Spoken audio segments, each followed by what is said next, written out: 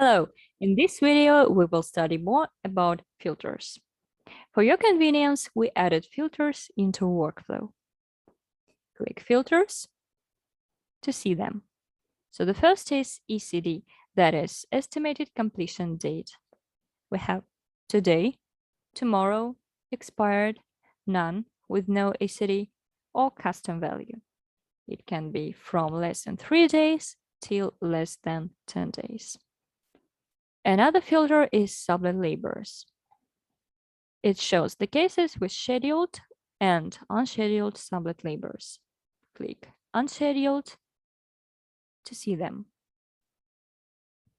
Mind that filters with unscheduled sublet labors are identified with this icon.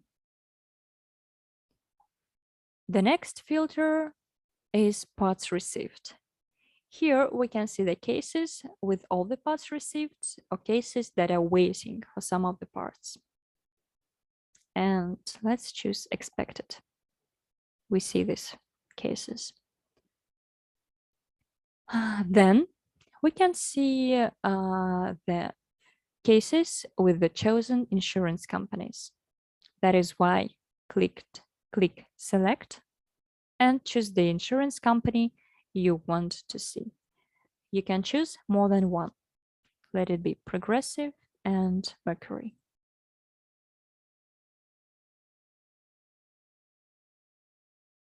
These are the cases with these two insurance companies. And we can also apply more than one filter.